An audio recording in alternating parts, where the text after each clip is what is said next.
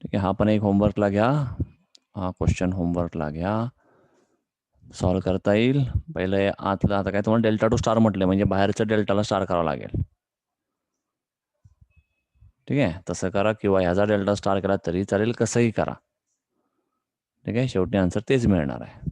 सोपं काय पडेल, बाहेर एक डेल्टा आहे का, हा 10 हा 10 आणि हा बाहेरचा 10 डेल्टा आहे. तर डेल्टाचा स्टार करा म्हणजे नवीन जो स्टार बनेल तो या तिघांना पॅरलल असणार आहे. ठीक आहे, बघा तुम्हाला आवडेल तसं करा. आन्सर काय मिळते ते सांगा. ठीक आहे, आता सोपंच आहे. पुढचं पण होमवर्कच घ्या. क्वेश्चन घ्या. 3 रेजिस्टन्सेस each of 12 ohm. 3 resistances each of 12 ohm are connected in star. Are connected in star. Convert it into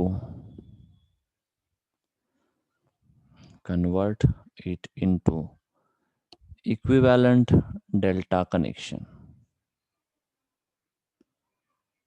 ठीक आहे, जमेल हे होमवर्कला. काय अवघड काय नाही, डायरेक्ट तुम्ही आन्सर सांगू शकता. बरोबर नाही, स्टारमध्ये आहे 12, तर जो काही इक्विव्हॅलेंट डेल्टा मिळेल त्या डेल्टाचा रेजिस्टन्स किती असणार आहे सांगा. त्या डेल्टाचा रेजिस्टन्स बरोबर Sanika 36. Good.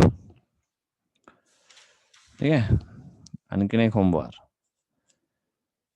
3 resistors of 10 ohm each. 3 resistors of 10 ohm each are connected in delta connection. Are connected in delta connection. Full stop. Convert it into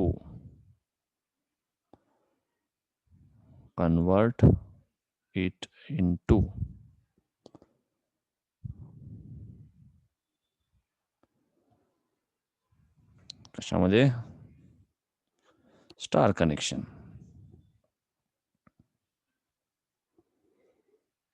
ठीक आहे, आता मला सांगा त्या स्टार मधला रेजिस्टन्स किती असेल. त्या स्टार मधला रेजिस्टन्स किती असेल.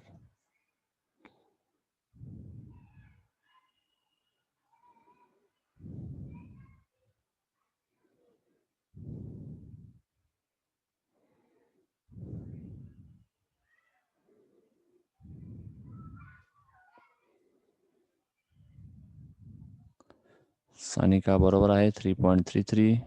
दीक्षा चुकलेला आहे, 5 नसणार आहे. डेल्टामध्ये आहे, डेल्टाचा स्टार करताना काय म्हणतो आपण, 1/3 करायचं सगळं सेम असेल तर 10/3 असतो 3.33 ओहम. ठीक आहे, कळलं इथपर्यंत. हे सगळं होमवर्कला सॉल्व करता येईल. आणखीन एक क्वेश्चन आहे, हा लगेच तुम्हीच आत्ता सॉल्व करून मला सांगा काय मिळते आन्सर. ते क्वेश्चन आहे, convert the delta network into equivalent star network. 6 ohm, 4 ohm, 2 ohm. सांगा आता काय असेल, यांची व्हॅल्यू काय असतील. स्टारचा डेल्टा करायचा आहे, लगेच सॉल्व करा. पहिला हा सांगा, मग हा सांगा, मग हा सांगा. 1 इक्वल टू किती, 2 इक्वल टू किती, 3 इक्वल टू किती.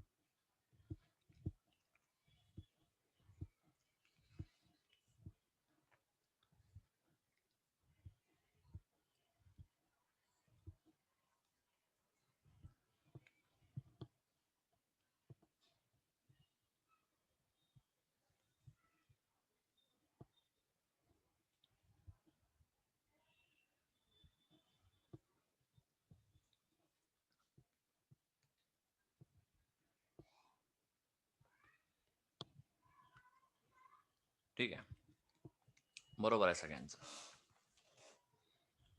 कळलं इथपर्यंत?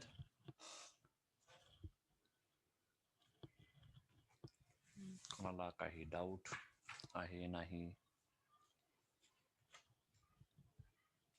हुशार आहे सगळ्या. त्यांना कसलंही आता तुम्हाला एक्झाम्पल दिलं की तुम्ही डोळे बंद करून सॉल्व्ह करू शकताय, बरं का? जमेल का नाही?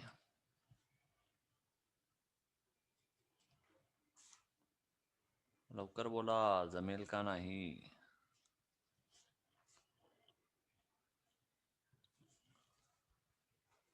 अरे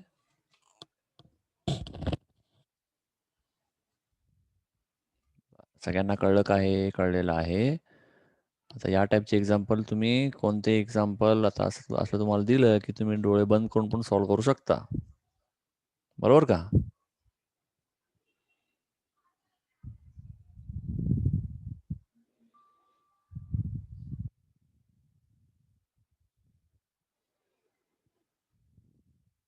बरोबर का नाही? दिग्विजय एकटा हो म्हणतोय. हो. सानिका पण हो. बरं, डोळे बंद केले तर मग सॉल्व्ह कसं करणार? ठीक आहे, असू.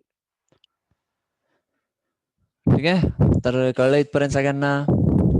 बर, तर आता आपल्याला पुढचा पार्ट शिकायचा आहे, तो म्हणजे mesh analysis and node analysis, किंवा काही जण नोड ॲनालिसिस म्हणतात, कसंही म्हणा. नोड ॲनालिसिस किंवा नोड व्होल्टेज मेथड किंवा नोडल ॲनालिसिस काहीही नाव असेल. ठीक आहे, या दोघांचा बेस काय आहे?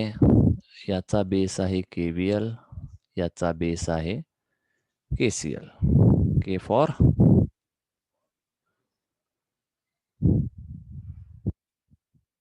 के फॉर काय? एका सायंटिस्टचं नाव आहे, ज्याचं नाव होतं किर्चॉफ. ठीक आहे, बघा आपण सगळ्यात पहिला बेसिक लॉ काय म्हणतो इलेक्ट्रिकल किंवा इलेक्ट्रॉनिक्स मधला? V=IR, याला म्हणतो आपण ओहम्स लॉ, बरोबर? ओहम्स लॉ मध्ये आर होता, ओहम्स लॉचा शोध लागला होता तो आर साठी, म्हणजे रेजिस्टन्ससाठी लावला होता. म्हणजे हा जो लॉ आहे तो मोस्टली रेजिस्टन्ससाठी आहे. याचे दोन पार्ट राहिले, त्यामध्ये करंट आणि व्होल्टेज. यासाठी किर्चॉफने पुढाकार घेतला आणि मग आता किर्चॉफ्स लॉज म्हणतो आपण. ठीक आहे, मग एक आहे फॉर व्होल्टेज, एक आहे फॉर करंट. ठीक आहे, तर आज मी तुम्हाला फक्त ओव्हरव्ह्यू देतो फक्त याचा. उद्या आपण याच्यावर डिटेल शिकणार आहोत.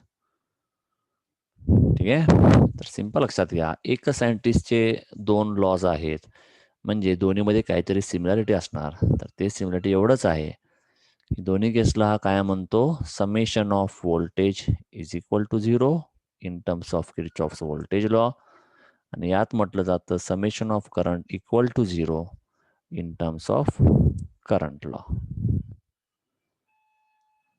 ठीक आहे, म्हणजे किर्चॉफ्स व्होल्टेज लॉ काय म्हणतो? Summation voltage equal to 0. हा म्हणतो समेशन करंट इक्वल टू 0. हा वापरतो आपण नोडवर, हा वापरतो आपण लूपवर. ठीक आहे, तर हे कसं काय ते सगळं आपण उद्या बघूया. आधी एवढा जो पाठ झालाय तो रिवाइज करा, चांगलं लक्षात येईल असं करा. तिथून पुढे आपण नेक्स्ट लेक्चरला एकदा KVL KCL झाला की आपण लगेच मेश ॲनालिसिस चालू करणार आहे.